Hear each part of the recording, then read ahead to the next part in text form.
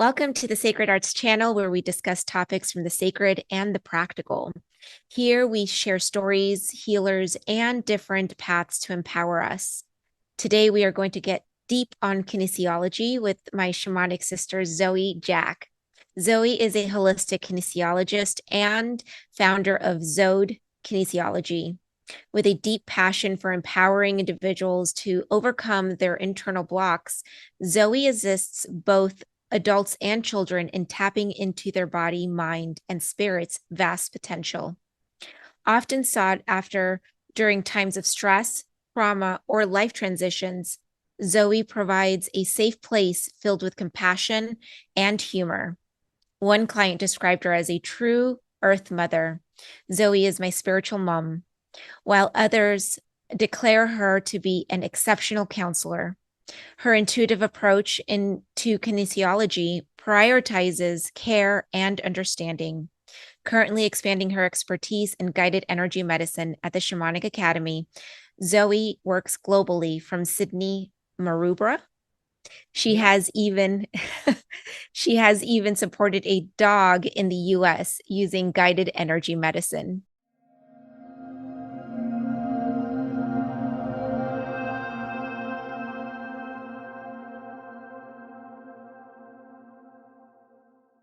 Welcome, Zoe. Hi, Jazzy. It's lovely to be here. Thank you. I absolutely love that story about how you helped ease a dog that was in discomfort here in the US using what we are learning at the Academy with guided energy medicine. Can you share that story once more for our listeners? Yeah, it was. I was seeing the owner's mother, and the dog was experiencing a lot of agitation and anxiety around noises. So, Fourth of July fireworks were terrible for it, and little Josie, also got very anxious with thunderstorms. So I did a guided energy medicine session on her and sent her a playlist which had the energy within it. And from there, the owners played the playlist for the dog when thunderstorms or fireworks were happening. And after about 3 sessions, the dog basically looked up when there was any loud noises and went straight back to sleep. I It love was that so story.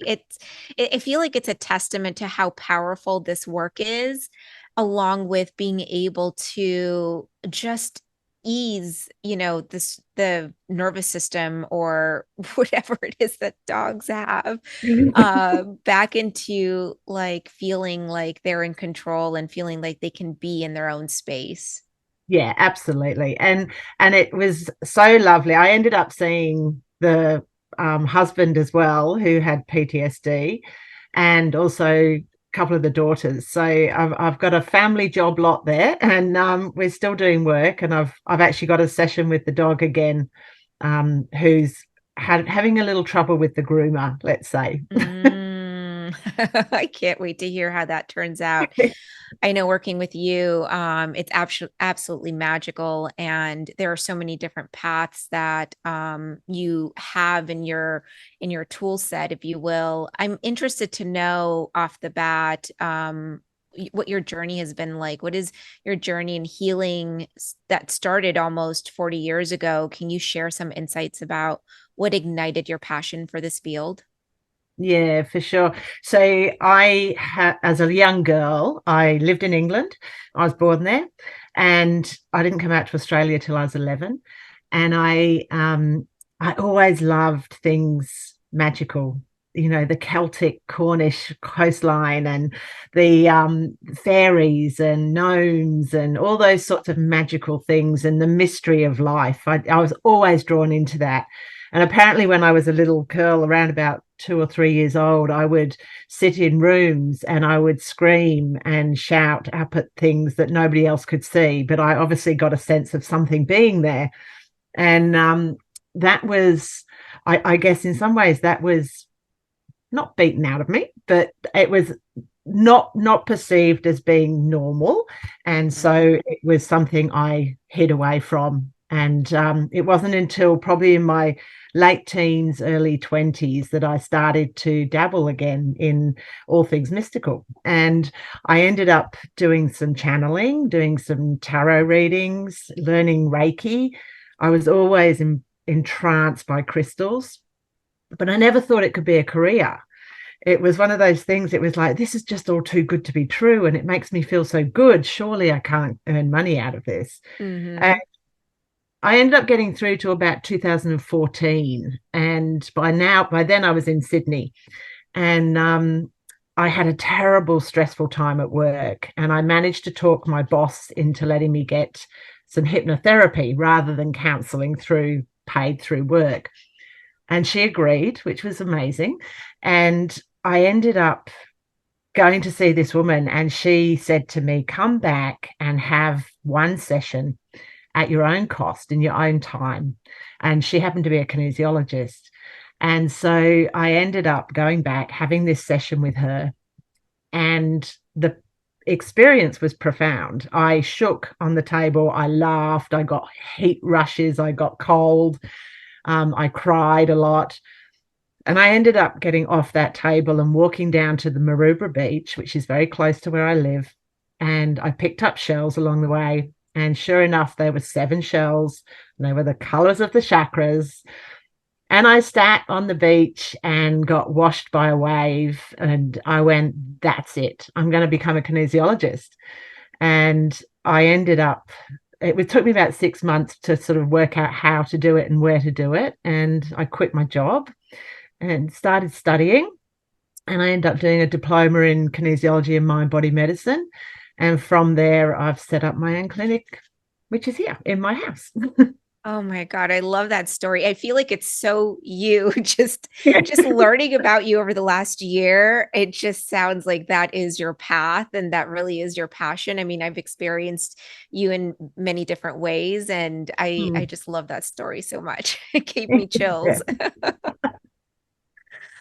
So obviously your business is centered around kinesiology. Can you tell us what that means and what people would expect when it comes to kinesiology?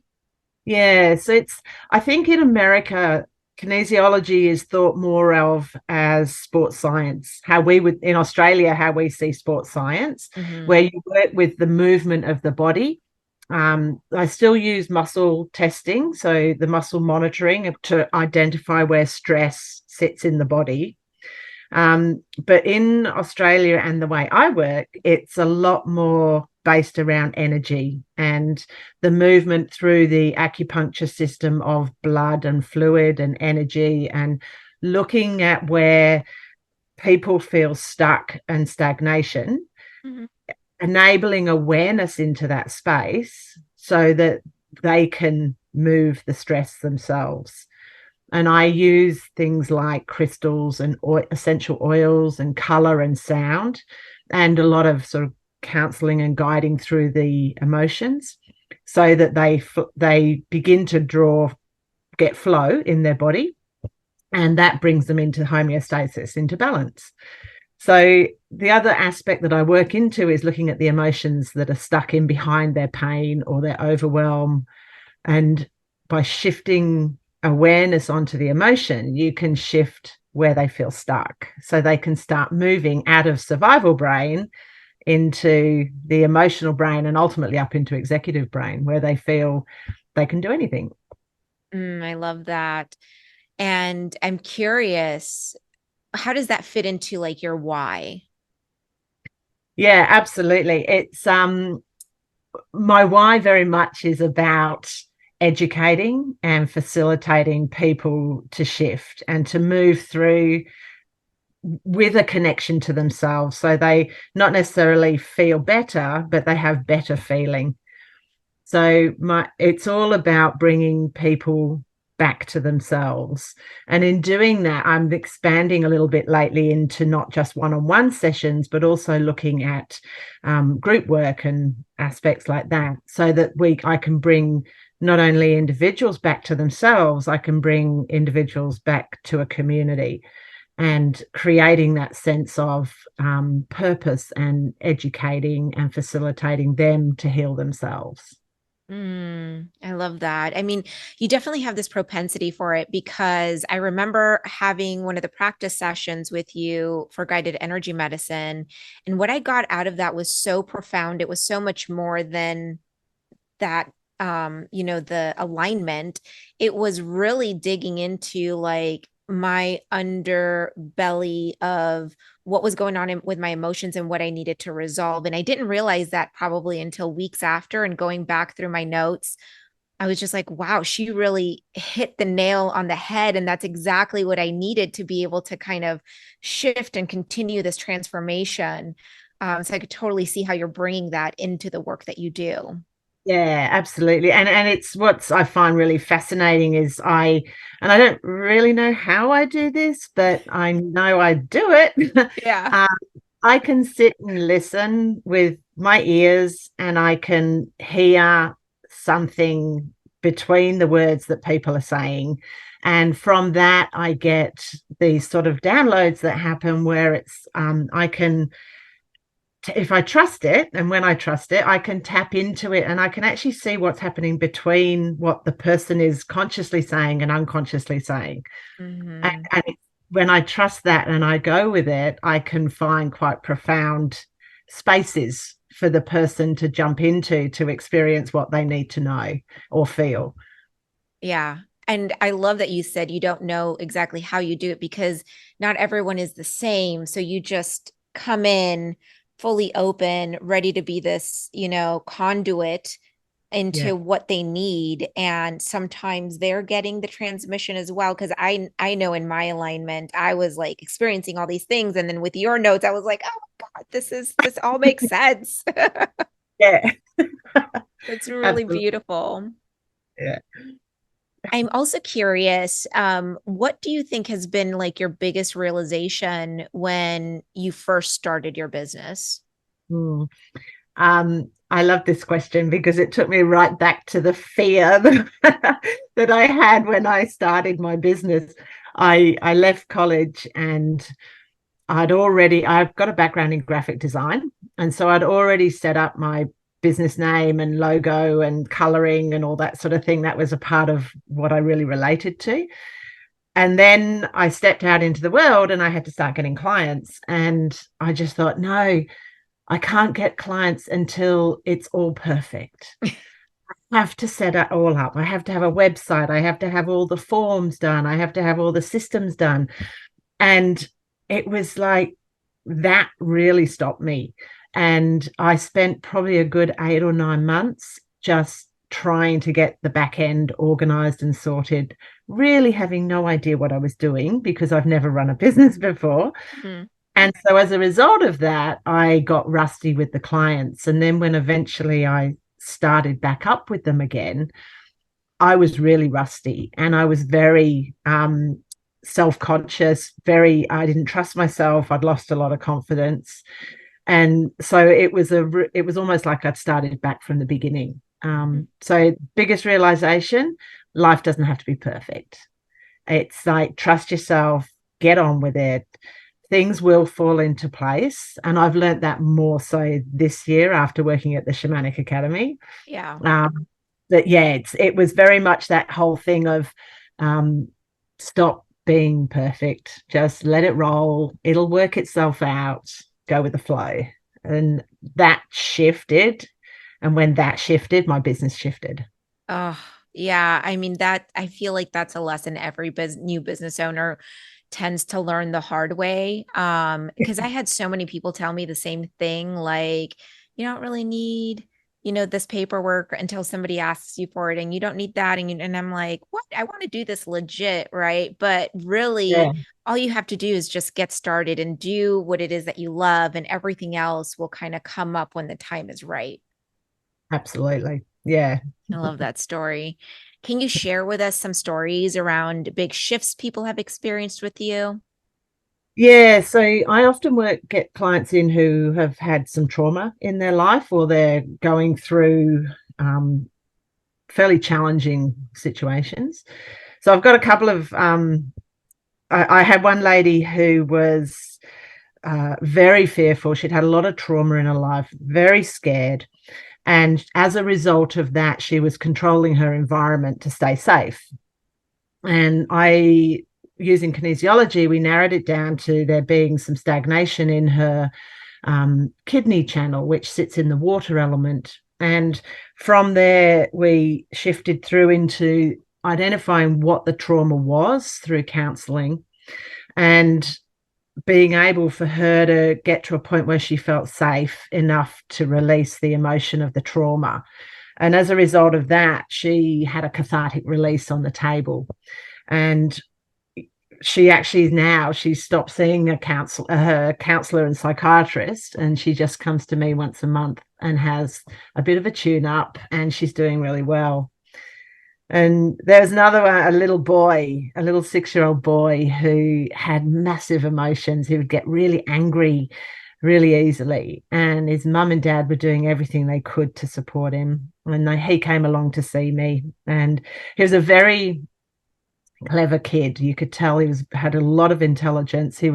Had an amazing vocabulary for a 5-6-year-old. And I started working on primitive reflexes, which are the reflexes we have through whilst in utero into birth through our very early natural reflexes. And we got to the Moro reflex, which was the startle response. And as we take our first breath, we startle, and it's the fear response. Anyway, his was not integrated. So I did some work on that. And when I tested it, he had the response and he thought he'd done something wrong. And he hit himself in the face and got very angry and upset with himself and very embarrassed. And then he proceeded to get very silly. And so I kneeled down next to him and I held him on my knee and I just stroked his back of his heart and just said to him, what was that about? What are you feeling? And he said, I'm very embarrassed and I was very silly and I shouldn't have done that. And as we talked, these very simple processes of helping him to feel safe and then to be able for him to find the answer himself. And he got to the point where I said to him, what could you have done differently? Instead of hitting yourself and getting embarrassed, what could you have done? And he simply looked at me and he said, I could just smell the roses and blow out the candles which is basically how I teach kids to do deep belly breathing, that regulating breath. And I could have just blown out the candles and breathed in the flowers. And I went, that's absolutely what you could do. And I showed him again how to do that. And he came back a couple more sessions, and the jump from that session to the next one was huge. And he's now doing great. His mum is so happy. She can't believe the shift and change in him. Yeah. Can I ask how old was this boy? It was 5 going on 6. Yeah. Wow. Okay. So to get somebody of that age to articulate what they are feeling, I think it's a bit of a challenge. So I think it speaks to kinesiology and the work that you're doing and being able to get them to go deep and really kind of have the self-awareness that most children that age don't have. That's incredible. Yeah, he was he's a special little boy, that one. And I have to say he really got it. He was very in tune with himself. Yeah. And he knew when he was stepping into areas that he wasn't sure about. And he would articulate, I feel embarrassed, I feel unsafe. And simply reassuring him with gentle, soft language and body touch on his back of his heart, holding his hand, just being able to reassure him that he was safe, he was able to find what he needed. It was quite one of the most rewarding sessions I've had, actually, that one. I bet. I mean, it sounds super empowering for him also. Yeah. I know we touched on this a little bit, but in my experience with you, you have this innate ability to know what's sitting between a person's words and behaviors and patterns. How do you cultivate this sense of intuition or understanding? Yeah, so I've always had a sense of there's something bigger than me out there that I can tap into. And we all have these innate abilities to know something bigger than us and to tap into it and to connect with it. But the trouble is, it's kind of not frowned upon, but I guess it's not a common occurrence in people's lives so much. And so people think it's this special thing, but it's not. We all have the capacity to cultivate this. And for me, my gifts are clear knowing, clear cognizance, and clear sentience, which is clear feeling. So I feel stuff in my body and I know things. And I also get automatic writing, where I close my eyes and I get messages and I just write. So I think for me, this year has been a big jump in that and trusting that. And it really comes down to trust and being able to empty yourself, clear and ground, listen to your body, because your body has a lot of answers, and then trust yourself that, when you do speak something or you feel something, to actually follow it until you realize, oh, that is accurate, or oh, that wasn't accurate. And that's okay too. Yeah, absolutely. I I remember you doing the automatic writing during our session. I was absolutely I don't want to say astounded, but I was impressed. It was pretty spot on. And I've watched you kind of evolve over the last year as well, and trusting yourself and really honing your gifts and figuring out what feels good to you and what doesn't feel good to you. So I applaud you for being true to yourself and really trusting your intuition, because it is clearly helping others within your community and around the globe. Yeah. And it's funny, the automatic writing. I when I first wrote a session out, it was like it always ends up on the page the same way. So my eyes are closed and I write and I end up with gaps, about an inch between the lines, and the lines always drop down to the right. But I remember the first one, and it was like, oh, that just sounds so cliched and tongue-in-cheek almost. And I thought, no, I can't share this with somebody. And eventually I shared it, and I got such positive results back. And people since then have actually said to me, it sounds like my grandma speaking to me. You're using words that they would use, and tone and things like that. So yeah, it's been very confirming, and it's a part of I really love it, because I do get such a strong sense of connection through that. It's really Yeah, lovely. I can see that, because I think you sent me a copy of it, and I remember thinking like, wow, it looks so neat. And so like it was very legible.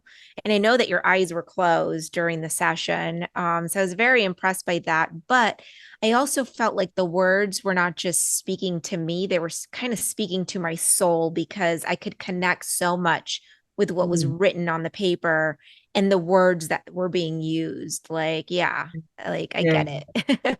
that's so cool. Yeah, I love hearing that. It is very reassuring to hear the feedback on that. And Absolutely. yeah, Yeah. beautiful. So a common thread in your work seems to involve addressing stuck or lost connections due to busy lives, limiting beliefs, or even trauma. Can you share a bit about your approach to helping people navigate these challenges? Yeah, so I guess the very first part of a client walking into my clinic space or online is that they feel safe. So Mm-hmm. I will usually contact them prior to the appointment to just establish some level of connection, whether it be an email or a phone call.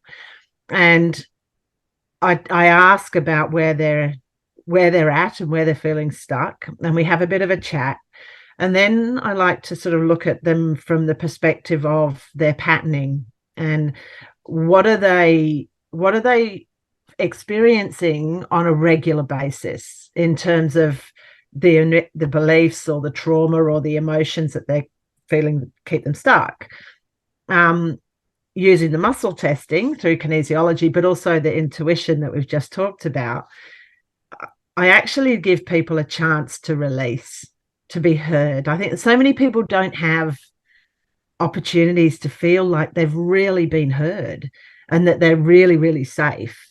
So that's how I work. And I work with building trust as a very first part of any session with somebody.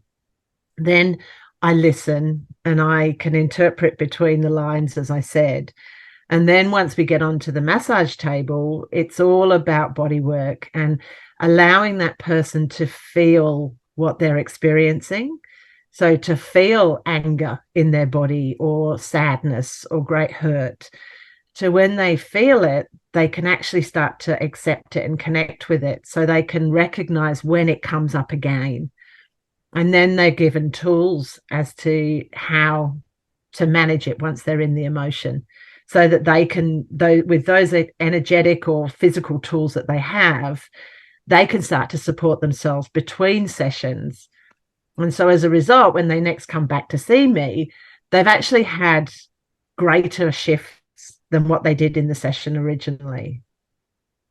If that Incredible. makes Yeah, sense. absolutely. I love all these different steps. And one of them being obviously allowing them to feel safe, but also having those deep conversations, because there's a reason why therapy is so popular, right? But I feel like everything that you bring to the table kind of is a very holistic type of method where you're not just treating the story, but you're also allowing them to release and be able to experience those emotions, because we're all taught to just stuff them down, right? No matter what Yeah, culture you're in, I think absolutely. everyone is Yeah. taught in this world to just stuff it down.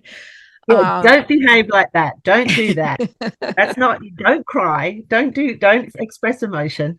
Yeah, absolutely. And it's that's what I really love about my job is I get to meet people in their space and where they are sitting in their life, and just being able to hear what they've been going through, to then summarize it down to a couple of sentences that then allows them to go, you understand me, you get me, you know me better than I do. And so from there, they feel safe.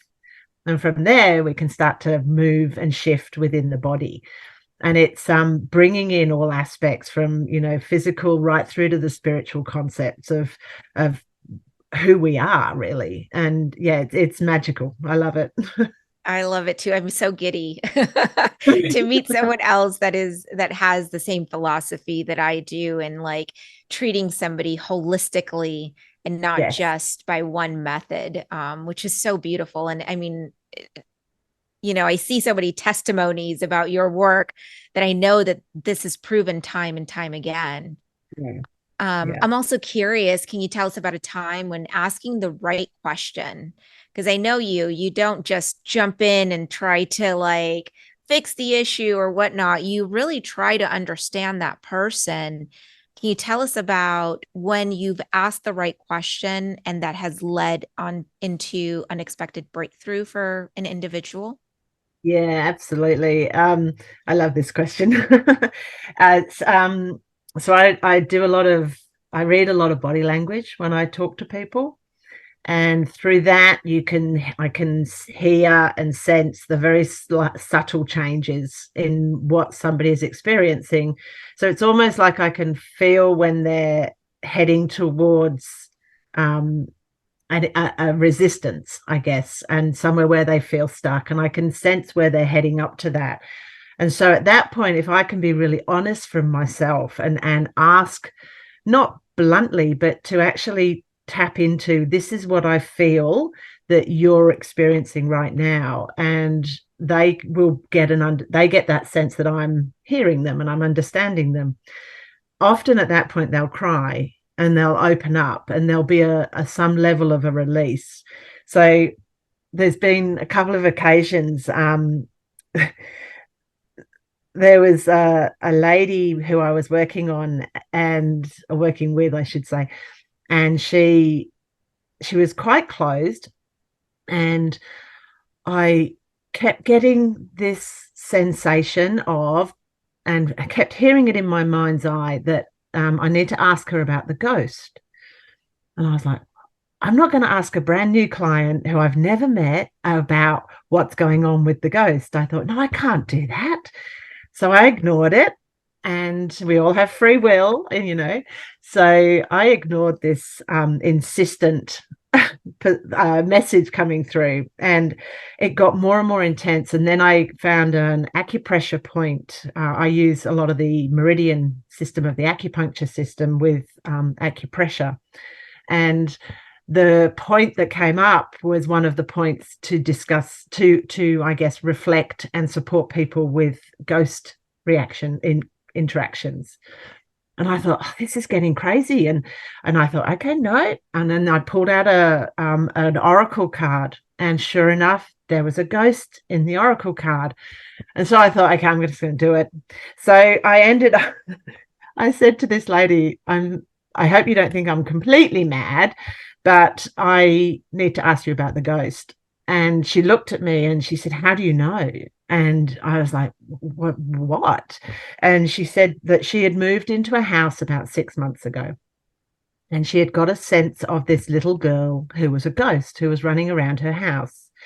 And she was terrified because the girl who she'd perceived was no longer there.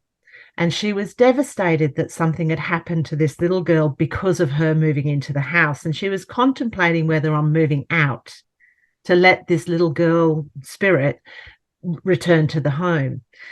And the woman burst into tears. She had obviously been holding this for such a long time.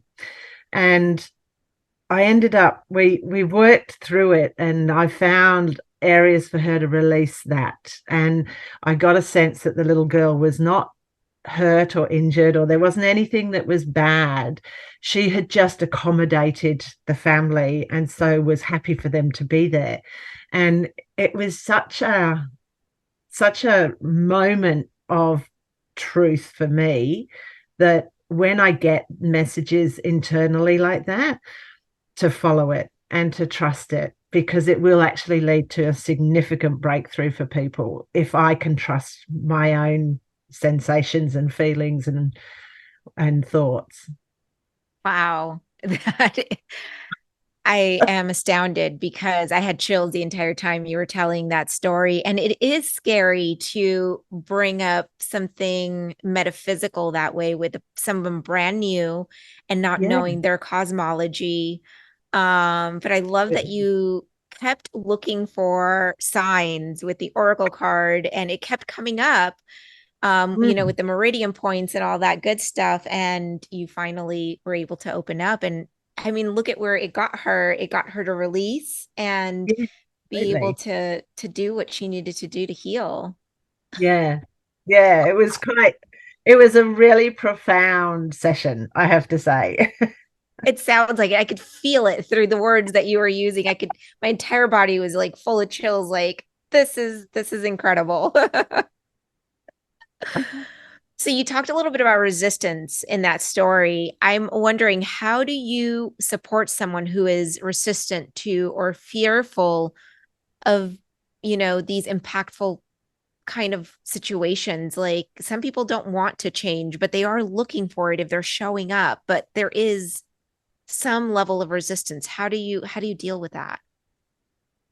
Yeah. The I think the biggest uh sense of that is to actually have no expectations, that in one session the only thing that I have to do is be in the space and hold the space for the person to move and learn and do what they need for their own sense of healing for themselves in that moment.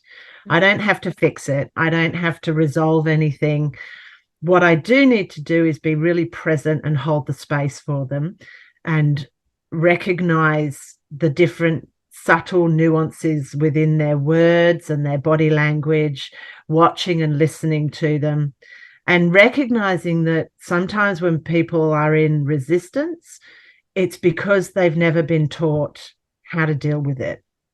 So helping someone come back to a space where perhaps they're, a 6 or 7 year old experiencing this thing for the first time, taking them back to that space and holding them in a gentle way so that they can learn and experience and be taught and shown how to process the emotion of fear or rejection or anger or sadness or hurt. And I think that process takes the pressure off me. All I have to do is be myself and sit in this space of holding somebody in a gentle way, in the physical, emotional, mental, and spiritual way. And from that, they can find their own answers because they're held and supported. And, it's like they may not get an experience in clinic with me, but then 2 or 3 days later, they'll turn around and go, oh, I get it.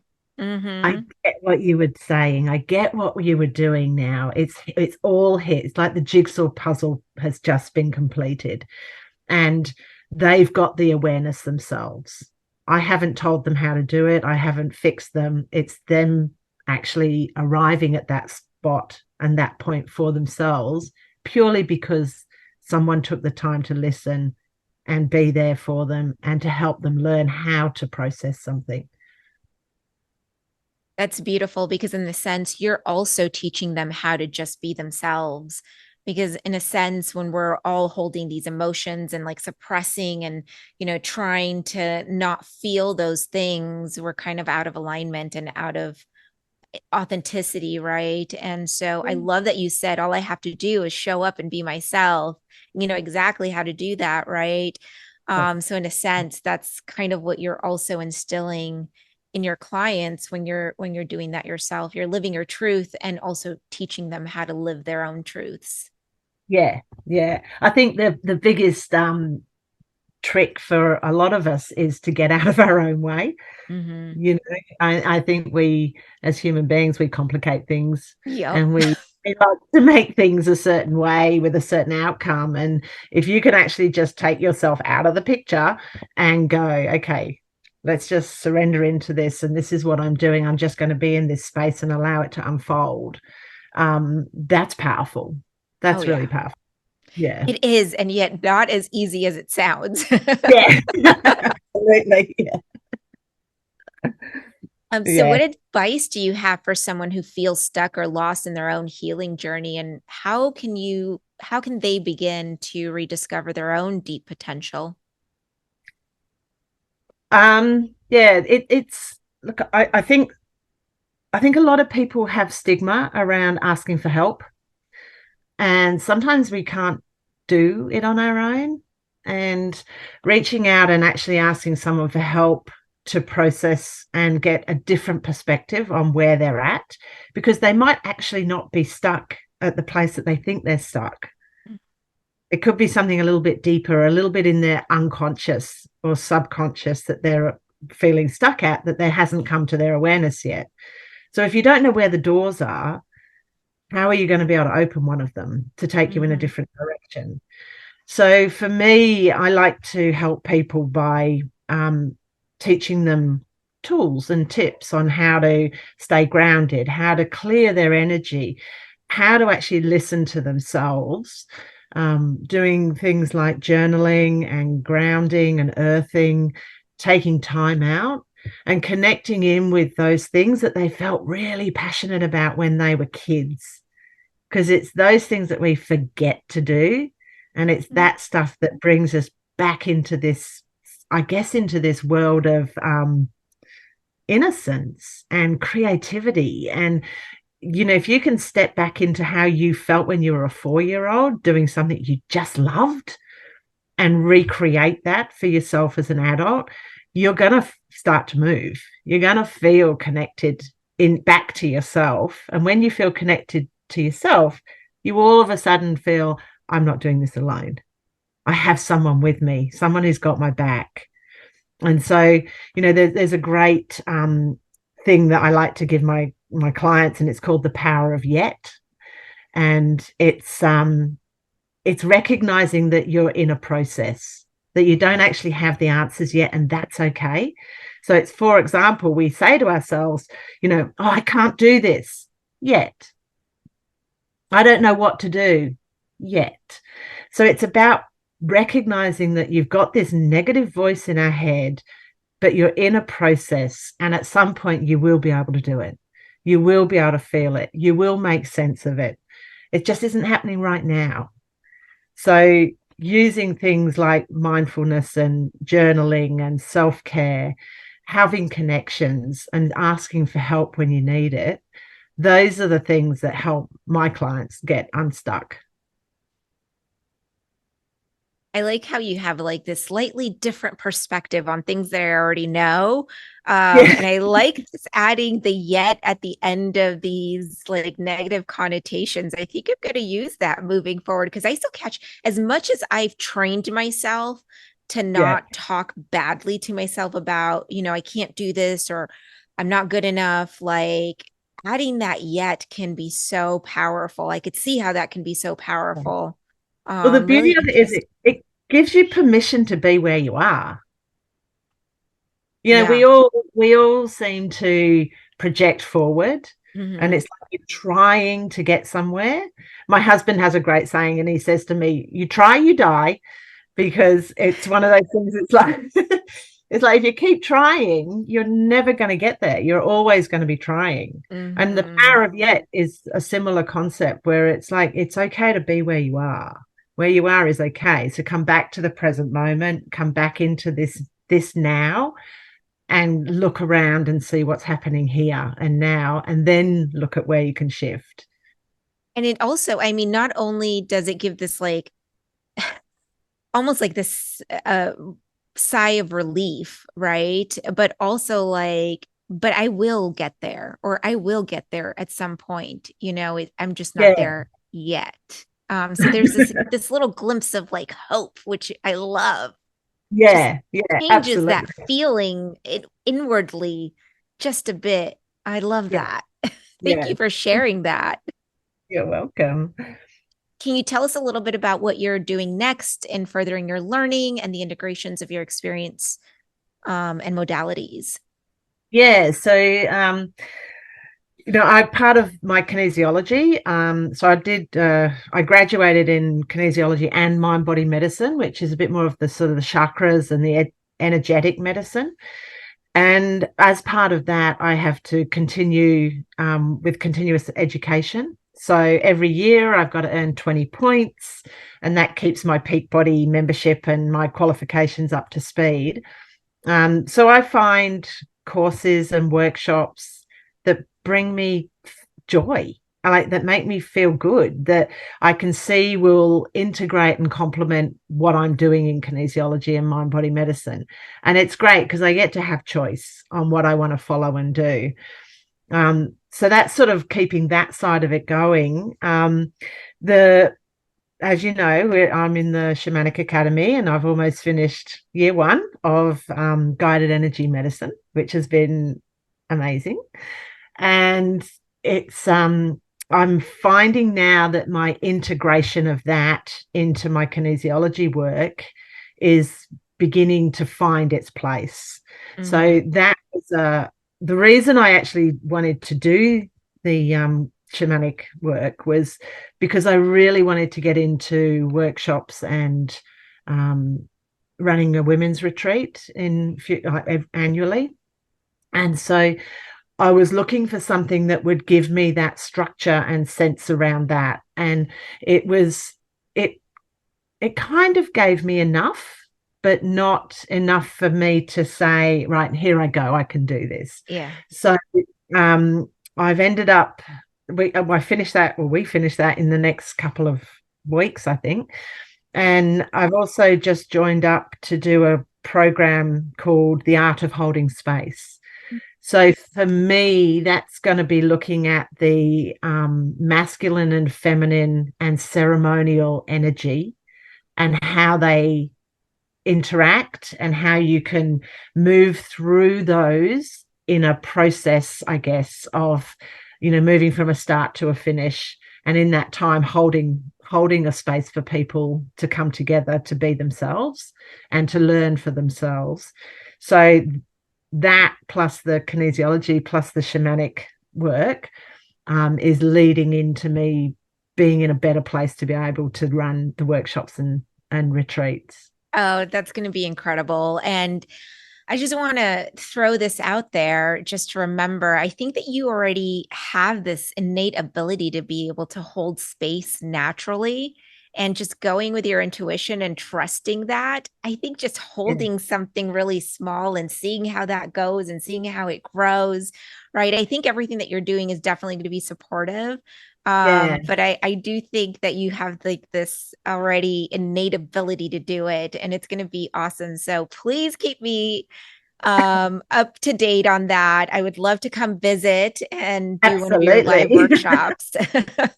Yeah, that'd be awesome. Yeah, that would be awesome. Can you tell us about your offerings and any workshops that you have coming up and tell us how Yeah. people can find you? Yeah, sure. So I had a planning day with myself the other day, and I had all the different hats of a soul trader, and worked out what I'm going to be doing for the next year or so. So I'm really keen to build my online presence. Looking at running some. I already do online one-on-one sessions with people, so still continuing to work one-on-one because I find that so rewarding, but I'm doing some workshops and women's circles coming up in Sydney. So I've got a monthly women's circle group that runs on a Thursday night, and then I also have it's called the Rainbow Journey, which is on the 22nd of October, and that's in a place called Glebe in Sydney. So welcome to come if you can afford the trip. And so that's looking at working with the chakras. And I'm going to be doing probably 3 or 4 different workshops over the year. And ultimately, what I'd like to do in terms of extending this online presence is to set up either an online shop or recording the workshops that I do, so I can put them in either as courses or as standalone workshops for people to buy into online, and running a few free talks to, that little soft entry point where people like to know you and trust you. And so Yeah. running a couple of little free things that will build that. And I'm in the process of putting together a what's going to be called a buddies and banter group, which I've found that even though we're digitally connected, people are physically disconnected. Mm-hmm. And a lot of people are lonely. I don't think we've really fully recovered from COVID. And I think Mm-hmm. loneliness is a thing that's sitting quite heavily on people. So I'm going to invite people over to my place here, and we're going to sit around with a beautiful tea ceremony. And it's just about being with friends and chatting and doing something creative like beading or candle making or whatever it comes up. And we're going to be doing some sort of activity once a month like that, just to let people connect.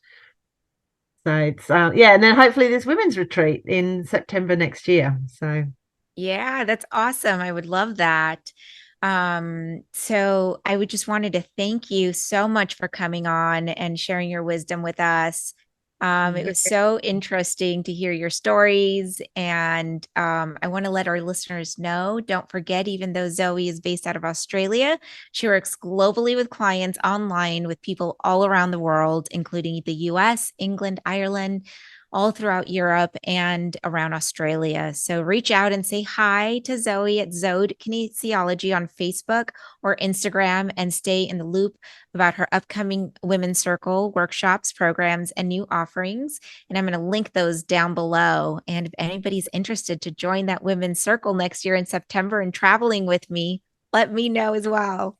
I Thank would you. love you to be there. That'd be awesome. I would love that too. Thank you so much, Zoe. I would love to have you back again after you do your holding space, the art of holding space, and how that evolves, and Yeah. maybe do a quick check in sometime in 2024.